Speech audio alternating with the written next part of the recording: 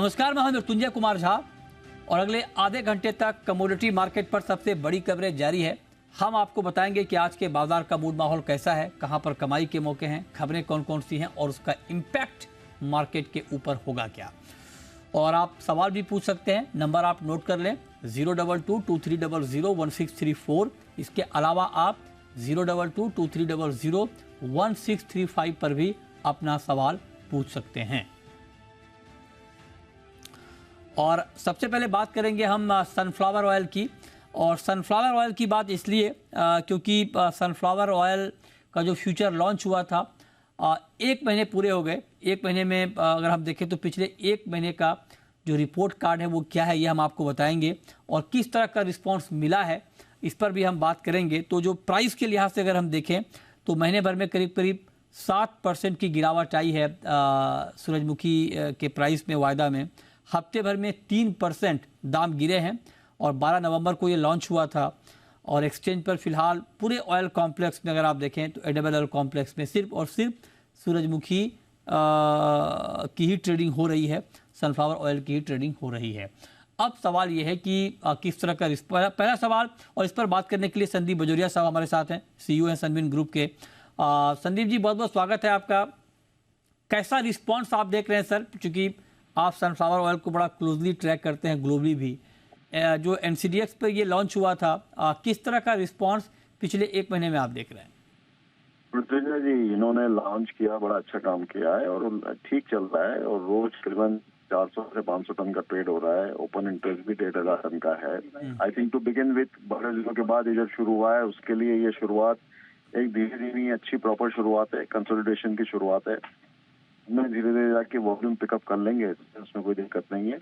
And अभी proper price reflection हो रहा है, प्राइस डिस्कवरी हो रही है, उसमें तो कोई डाउट नहीं है। जो फ्यूचर्स प्राइसेस ये वायदा दिखा रहा है वो एक्चुअली फिजिकल लेवल की प्राइसेस दिखा रहा है। तो 2 काम होते हैं फ्यूचर्स मार्केट के, एक तो प्राइस डिस्कवरी वो परफेक्ट हो रही है 100%, दूसरा होता है प्राइस रिस्क मैनेजमेंट।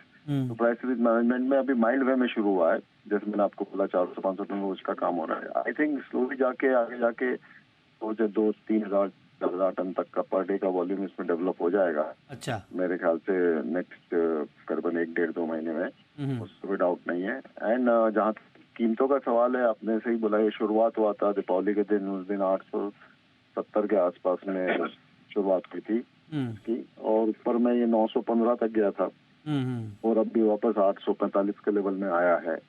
तो वोलेटिलिटी इसमें जैसे इंटरनेशनल मार्केट में चल रही है, इसमें चल रही है वोलेटिलिटी। अच्छा, और वो प्रॉपर्ली रिफ्लेक्ट कर रहा है। तो अभी मुझे लग रहा है ये मार्केट जो है वो 840 के आसपास बॉटम आउट हो जाएगा और उसके बाद में डाउन साइड इसमें प्रोटेक्टेड हो जाएगी और वहां से वापस थोड़ा बढ़ने की जगह इसमें बन जाएगी। एंड आई थिंक फिर वो वापस उसमें वो लेवल पे खरीदने में इसमें मुनाफा बनाने की जगह बनेगी। तो फंडामेंटल कैसे हैं संदीप जी भी सनफ्लावर ऑयल के? फंडामेंटल में ऐसा जनाब की जो निर्भय का है दिसंबर और जनवरी का, अभी वहाँ रशिया में और यूक्रेन में बहुत ठंड है, बहुत बर्फ है। पोर्ट में लोडिंग डिस्टर्ब्ड है, वहाँ वेसल्स पूरे टाइमली लोड नहीं हो रहे हैं, वेसल डिले हो रहे हैं। एंड सो बर्फ भी है, तो इस सब के कारण में वहाँ लोडिंग स्लो हो रहा है, तो अराइवल इंडिया में स्लो हो जाएगी। तो मुझे लगता है दिसंबर जनवरी की जहाँ तक सिचुएशन है, वो मार्केट अभी बॉटम आउट नियरली हो गया है। एंड ऊपर में हमने सनफ्लावर में डॉलर में देखा था 1,010 तक काम हुआ था, वो आज 945-40 का लेवल है। सो ऑलरेडी $60-70 नीचे आ गया और ऊपर से अभी ये लॉजिस्टिक इशू बन गए हैं, तो उनको देखते हुए लग रहा है। लेकिन हाउएवर सनफ्लावर ऑयल प्रेशर में आने का दूसरा कारण था सोयाबीन ऑयल। इन दोनों में हमने देखा सोयाबीन ऑयल की कीमतों में बहुत गिरावट आई थी और प्रेशर बना था। पाम में भी अभी इन दिनों में बना है, तो वो साइड तेल ढीले होने से सनफ्लावर पे डाउन प्रेशर बन गया है लोकल में। बट हाउएवर जैसे मैंने कहा कि अभी लॉजिस्टिक इशू है, ठंडी बहुत है, बर्फ पड़ रही है, पोर्टों में ऑपरेशन की दिक्कत हो रही है, तो ये लेवल में अब स्टेबिलिटी की तरफ मार्केट जाएगा। ओके, ठीक है, ये आपने महत्वपूर्ण बात कही कि अब मार्केट यहाँ पर स्थिर होगा। बीरेन जी, आप संतुष्ट हैं सर 1 मंथ के परफॉर्मेंस से सनफ्लावर ऑयल के फ्यूचर के? बीरेन जी, आपको आवाज आ रही है सर? बीरेन जी, अच्छा, लगता है हमारा संपर्क बीरेन जी से नहीं हो पा रहा है। भाविक जी, आपका कमेंट 1 मंथ के परफॉर्मेंस पर सनफ्लावर ऑयल के? गुड इवनिंग मृत्युंजय जी। देखिए, जैसे बजोड़िया साहब ने भी बताया कि जो अभी का मार्केट इनफैक्ट रिफ्लेक्ट कर रहा है, वो स्पॉट प्राइसेस से ही रिफ्लेक्ट कर रहा है। और यहाँ पे हमने देखा है कि एटलीस्ट एक महीने में कोई कोई स्पेकुलेशन पोजीशन भी नहीं हुई है। जो मार्केट के हिसाब से डिमांड सप्लाई पे हो रहा है वही हो रहा है। तो I think it is a good thing कि जहाँ पे हम नहीं देख रहे कि फंडामेंटल्स कुछ और है और प्राइस कुछ और दिखा रहा है। आई थिंक दोनों एक साथ ही चल रहे हैं। तो it is a good thing. और हम ये भी आगे जाके आई थिंक होप कर सकते हैं कि जो फ्यूचर्स है वो स्पेकुलेटर्स है वो इतना ना करे कि जो रियलिटी है और जो प्राइसेस सही है वो दोनों में मिसमैच हो। तो अभी तो दिख रहा है कि पूरा मैच ही हो रहा है। अच्छा, ठीक है। तो अच्छी बात है, क्योंकि अगर ये फ्यूचर मार्केट जो बात अभी बजरिया जी कह रहे हैं कि अच्छा रिस्पांस है और आगे भी बेहतर रहेगा, तो अच्छा है कि कम से कम ऑयल कॉम्प्लेक्स में कोई ऐसा एक काउंटर जो ठीक तरीके से परफॉर्म कर रहा है। एक बात बजरिया जी मैं आपसे और पूछना चाहता हूँ कि सनफ्लावर ऑयल के परफॉर्मेंस को देखने के बाद, ट्रैक रिकॉर्ड को देखने के बाद, मतलब फिजिकल मार्केट के पॉइंट ऑफ व्यू से मैं आपसे पूछ रहा हूँ, प्राइस सेंसिटिविटी के हिसाब से क्या बाकी ऑयल के चांसेस बन रहे हैं अभी? मुझे आपको ज्यादा खबर होनी चाहिए सब चीजों की, लेकिन देखिए पॉइंट इज वेरी क्लियर। हाँ। बाकी की चीजों में जब तक इलेक्शन सेंट्रल हो नहीं जाते हैं लोकसभा के, हम्म। वहाँ कुछ चांसेस बनने की जगह नहीं है। हम्म। वो बनने के बाद ही गवर्नमेंट का थोड़ा माइंड, अभी गवर्नमेंट बहुत सिंगल माइंडेड है कि किसी तरह से कीमतें कोई भी चीज की जरा भी बढ़े नहीं, हम्म। और उसके लिए जो उनको ठीक लग रहा है वो सब कदम वो उठा रहे हैं। हम्म। तो ये बातें, मैं इस बीच में दूसरों को विचार उनके माइंड में जल्दी जाने की जगह ही नहीं है। तो इट्स बेटर है कि आप 6 महीना और रुकें। 5-6 महीना में लोकसभा इलेक्शंस पूरे हो जाएंगे, नई वापस गवर्नमेंट आ जाएगी, तो उस समय फिर एक माहौल बनेगा कि भाई बताया जाएगा कि अभी इस तरफ कंज्यूमर बहुत हो गया, अब थोड़ा किसानों का, थोड़ा इंडस्ट्री का, थोड़ा प्रोसेसर्स का भी ख्याल रखा है, तो समन्वय लाइए, फ्यूचर्स भी चलाइए, थोड़ा इम्पोर्ट ड्यूटी को भी ठीक करिए, थोड़ा क्रूड ऑयल, रिफाइंड ऑयल के जो ड्यूटी डिफरेंस है उसको भी बढ़ाइए। ये सब पेंडिंग डिमांड जो इंडस्ट्री की है वो आई थिंक गवर्नमेंट उसके बाद ही विचार देन करेगी। ऑल्दो हम तो लोग कंटिन्यूस प्रेस करते जा रहे हैं और हम करते रहेंगे हर महीने, उसमें कोई दिक्कत। लेकिन if you really ask me कि इसके चांसेस सक्सेस के क्या है, तो चांसेस इलेक्शंस के बाद ही। मतलब मई के बाद ही आप कह रहे हैं कि कोई उम्मीद बनेगी नए कॉन्ट्रैक्ट आने की, राइट? हाँ जी सर। अच्छा, एक बात मैं आपसे और पूछना चाहता हूँ, प्राइस के संदर्भ में ओवरऑल एडिबल ऑयल का प्राइस अभी चूंकि कंट्रोल में है और इसके ऊपर इसको लेकर के सरकार को कोई चिंता भी नहीं है, तो क्या यही ट्रेंड अभी आप कंटिन्यू देख रहे हैं? एडिबल ऑयल में क्या दाम अभी रेंज में ही रहेंगे या कुछ ऊपर नीचे की गुंजाइश आपको दिख रही है?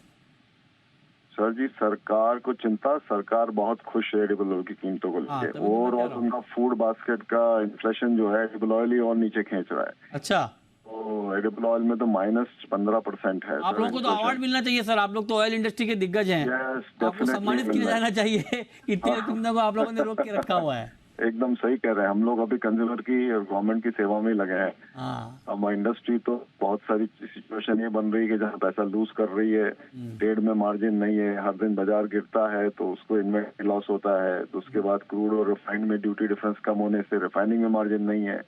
तो इंडस्ट्री तो एक तरह से पब्लिक सर्विस कर रही है अभी। तो आप सही कह रहे हैं, अवार्ड मिलना चाहिए इंडस्ट्री को कि इतना ज्यादा साथ दिया है। लेकिन हम खुश कि कंज्यूमर ने कंजम्पशन बढ़ाया है वेज ऑयल का। कीमतें लिमिटेड रेंज में होने से, 10 साल के लोएस्ट पॉइंट पे होने से हमने देखा 10% कंजम्पशन लास्ट ईयर बढ़ गया है एडिबल ऑयल का। अच्छा, ठीक है, बहुत शुक्रिया बजोरिया जी आपका जुड़ने के लिए और ऑयल पर डिटेल में बात करने के लिए। इस पर एक टेक आपका बीरेन जी, चूंकि आप डिस्कनेक्ट हो गए थे, तो आप जरा बताइए, आप संतुष्ट हैं सर जो एक महीने का परफॉर्मेंस है सनफ्लावर ऑयल का फ्यूचर प्लेटफॉर्म पर? काफ़ी प्रॉमिसिंग स्टार्ट है ये। और इससे खास तो ये फायदा छोटे जो लोग हैं रिटेल कारोबारी, वो प्रॉक्सी हेज भी कर पाएंगे। जैसे कॉटन वॉश का कारोबारी है या पाम का कारोबारी है या सोया डिगम का कारोबारी है, वो भी प्रॉक्सी हेज कर पाएगा। काफ़ी अच्छी शुरुआत है, आगे और भी ग्रोथ की उम्मीद मुझे दिख रही है इसमें। अच्छा, आगे और ग्रोथ की उम्मीद दिख रही है, ठीक है। चलिए आगे बढ़ते हैं और अब हम बात करते हैं जीरे की। जीरे में भारी गिरावट के बाद आज उम्मीद की किरण जगी है और 6% के ऊपरी सर्किट पर मार्केट बंद हुआ है। हालांकि तेजी भी बेतहाशा आई, मंदी भी बेतहाशा आई, और उस बेतहाशा तेजी मंदी के बीच आज मार्केट करीब करीब 6% बढ़ा है। मितेश पटेल जी पूरी गिरावट के दौरान जब तक मार्केट गिरा रहा वो आए नहीं, आज 6% ऊपर है। तो मितेश जी ने जुड़े हैं हमारे साथ, तो आपका बहुत शुक्रिया मितेश भाई कि आपने वक्त निकाला हमारे लिए।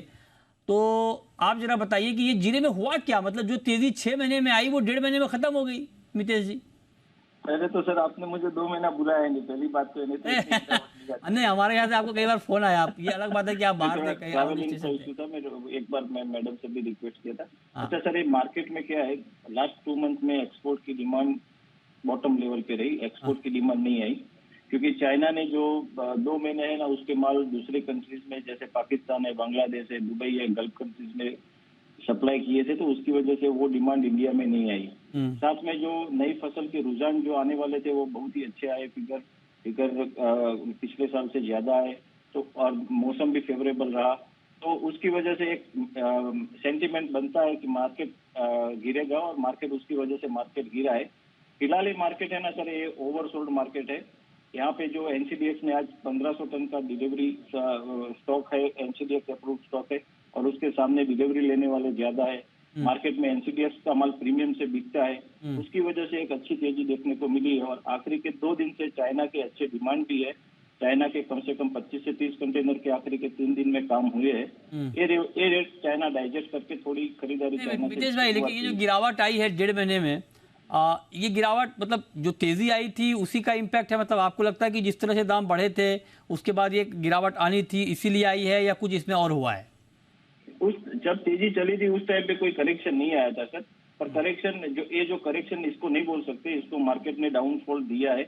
उसकी वजह जो मैं आपको बोला 2 महीना जो एक्सपोर्ट की डिमांड मार्केट में बनती है, जो रेगुलर एक पार्ट है बिजनेस का, उसमें जो एक्सपोर्ट की 2 महीने एक्सपोर्ट की डिमांड नहीं आई, उसकी वजह से मार्केट में सप्लाई थोड़ा बढ़ गया और सामने डिमांड कमजोर दिखी, वही उसका इम्पैक्ट हुआ मार्केट डाउन आने का। अच्छा, तो मतलब ये इस गिरावट में कोई दिक्कत नहीं थी ना, जो गिरावट आई है जीरे में? बिल्कुल सर, जो आई उसको एक्सेप्ट करना ही पड़ेगा ना सर। हाँ, तो नहीं, कुछ आपके साथी कह रहे थे कि ये गड़बड़ हो रहा है, इतना नहीं गिरना चाहिए था। ये मार्केट ओवरसोल्ड है सर, जो फिजिकल माल एनसीडीएक्स में होना चाहिए उससे ज्यादा माल बेचा गया हुआ है मार्केट कुछ में। लोग ये भी आरोप लगा रहे हैं आप लोगों पे कि आप लोगों ने 1 लाख का सब्जबाग दिखाया था, किस बिना पे दिखाया था? रिटेल वाले मर गए आपकी बात पे, आप लोग 70-80 1 लाख का फिगर बताते थे, और जीरा कहाँ 65 का जीरा 35 पे आ गया। बिल्कुल सर, बिल्कुल, अगर ऐसी बात है तो वो तो गलत बात है, पर जो व्यापारी व्यापार करता है वो अपने हिसाब से मार्केट में बाय सेल अपने सामने 1 लाख बिका है, वो सब देख के नहीं करता। अब क्या लग रहा है मितेश भाई जीरे में आगे क्या लग रहा है अभी? सर मार्केट यहाँ पे स्टेबल हो जाएगा, 400 रुपए के हिसाब से 400 रुपए के हिसाब से मार्केट स्टेबल हो जाएगा। जनवरी 15-20 तारीख के बाद में नए रुझान निकलेंगे, फसल की आने वाली हार्वेस्टिंग क्या होगी, मौसम का मिजाज कैसा रहेगा, उसके ऊपर आगे की तेजी मंदी निर्भर है सर। अच्छा जी, ठीक है, चलिए देखते हैं। बहुत शुक्रिया मितेश भाई आपका जुड़ने के लिए और जीरे पर बात करने के लिए। अब हम शुरू करते हैं सवाल और जवाब। पहला सवाल है कैलाश चंद्र मोदी का, सदुलपुर से जुड़ रहे हैं हमारे साथ। पूछिए कैलाश जी। नमस्कार सर। नमस्कार, पूछिए। सर एनजी में 2 लॉट लॉन्ग करना चाहते हैं, कर ले क्या? एनजी में 2 लॉट आप लॉन्ग करना चाहते हैं? हाँ। अच्छा, बताइए भाविक जी क्या करना चाहिए? देखिए एनजी में फंडामेंटल्स अभी भी वीक है, बट जिस हिसाब से प्राइस एक्शन में करेक्टिव आ रहा है तो थोड़ा ओवरसोल्ड के करीब ज़रूर से आ चुका है। मुझे लग रहा है कि यहाँ से एटलीस्ट थोड़ा बहुत शॉर्ट कवरिंग आ सकता है, तो करंट मार्केट प्राइस से ही बाय कर सकते हैं, बट आज के दिन का स्ट्रिक्ट स्टॉप लॉस रखिएगा 189 का, और ऊपर का टारगेट रखिएगा 197 का। 189 के स्टॉप लॉस से बाय कर सकते हैं। नेक्स्ट कॉलर अनिल हैं अकोला से। पूछिए अनिल जी। जी नमस्कार सर, ये सोने में 50,000 रुपये तक हो सकता है इस फाइनेंशियल ईयर में? 50,000 इस फाइनेंशियल ईयर में? Financial year. ओह, बड़ा टफ सवाल पूछ लिया आपने। बताइए बीरेन जी, 50,000 वो जानना चाहते हैं कि इस फाइनेंशियल ईयर में गोल्ड दिखा सकता है क्या?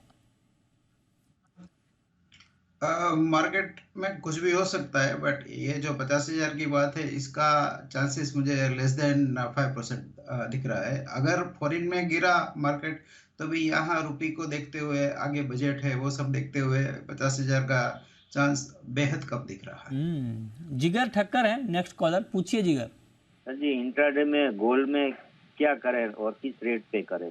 इंट्राडे में गोल्ड में क्या करें और किस रेट पर करें, बताइए भाविक जी। देखिए आज एफओएमसी की मीट है, तो उससे पहले मुझे नहीं लग रहा है कि गोल्ड में ज़्यादातर हमें मूवमेंट देखने को मिलेगी, क्योंकि इंटरनेशनल बाजार में भी काफ़ी सारे लोग होंगे, आई थिंक साइडवेज होंगे, तो आज के दिन ज़्यादा मूवमेंट नहीं रहेगी, बट आई थिंक बाई करना चाहिए अराउंड 61,140 पे आप बाय कर सकते हैं 61,280 के टारगेट के लिए, और स्टॉप लॉस 61,070 का रख सकते हैं। तो माइल्ड ही आज मूवमेंट एक्सपेक्टेड है। ठीक है, नेक्स्ट कॉलर अरविंद हैं हमारे साथ हिसार से। पूछिए अरविंद जी। जी पूछें। सर मैंने 63,300 पे 3 गोल्ड सेल किए हुए हैं गोल्ड के। 63,300 पर आपने 3 लॉट गोल्ड बेचा है? हाँ जी, तो 60,000 के टारगेट मैं चाहता हूँ आ जाए तो इसमें, तो उसके लिए एसएल क्या रखूँ? अच्छा, क्या एसएल रखना चाहिए बीरेन सर?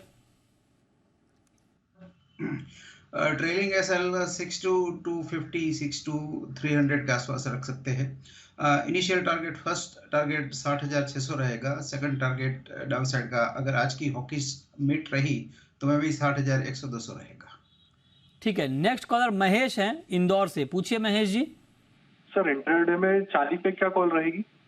चांदी पर जी बताइए भाभी जी, इंट्राडे में चांदी में क्या करें? 71,664 का लेवल है, करीब करीब 200 रुपये नीचे है चांदी। आज के लिए एग्जैक्टली इस भाव पर क्या ट्रेड बनता है? देखिए चांदी काफ़ी अंडर परफॉर्म कर रही है सोने के कंपैरेटिवली, और मुझे आज भी लग रहा है कि चांदी में वीकनेस ही बनी रहेगी। इनफैक्ट आज का जो सुबह का हाई है वो भी उसने ब्रीच नहीं कर पाया है। तो I think current market price से शॉर्ट कर सकते हैं 72,000 के स्टॉप लॉस से, और नीचे वापस टारगेट मिल सकता है 71,400 का। ओके, नेक्स्ट कॉलर पवन जी हैं हरियाणा से। पूछिए। सर नमस्कार जी। नमस्कार, पूछिए। सर मुझे वीरेंद्र सर से पूछना है, रोल ओवर करते हुए ग्वार सीड का क्या टारगेट रखे सर? रोल ओवर करते हुए ग्वार सीड का टारगेट आप जानना चाहते हैं, क्या टारगेट रखा जाए बीरेन जी? करीबन 50-55 का बदला है इसका रोल ओवर कॉस्ट। अगर 3-4 महीने होल्ड करेंगे तो ये कॉस्ट बढ़ के 200 रुपया होगी, यानी करंट 5500 का रेट है तो holding cost for the March would be around 5700 से 5800, अगर ब्रोकरेज का खर्चा भी जोड़ दे तो। इसकी जो स्विंग है वो हर साल पिछले 5 साल से निरंतर 5200-5400 और अपसाइड में 6,500-7,000 आती रही है। ये साल भी ऐसी एक्सट्रीम मूवमेंट हम इसमें देखते रहेंगे। अभी ये मार्केट काफ़ी डिस्ट्रेस है, बट प्रोबेबली फरवरी से इसमें टर्न अराउंड आना चाहिए, क्योंकि काफ़ी वेदर फैक्टर और चाइना की रीओपनिंग काफ़ी कुछ इसमें डिस्काउंट नहीं हुआ है। ठीक है, हिंगोली से नेक्स्ट कॉलर है हमारे साथ भगवान जी। पूछिए पूछिए भगवान जी। Hello sir. जी पूछें। 15 जनवरी तक हल्दी रेट क्या रहा था? 15 जनवरी तक हल्दी का प्राइस क्या रह सकता है? क्या लगता है बीरेन सर आपको हल्दी में? इसमें दिसंबर के बाद सीधा अप्रैल कॉन्ट्रैक्ट है। दिसंबर में शायद थोड़ी सेल ऑफ शायद आ सकता है, बट इसका फिजिकल साइड से मैं अगर देखूं तो ये लॉन्ग टर्म बुल मार्केट दिख रहा है। प्रोबेबली फरवरी मार्च में शायद ये 18,000-20,000 के प्राइस अप्रैल कॉन्ट्रैक्ट के हिसाब से शायद दिखा पाएगा। फिलहाल इसकी 13,500-14,000 इसकी बॉटम मान के मैं चल रहा हूँ। ठीक है, बहुत शुक्रिया बीरेन जी आपका और भाविक जी आपका जुड़ने के लिए और बताने के लिए कहाँ पर कमाई के मौके बन सकते हैं।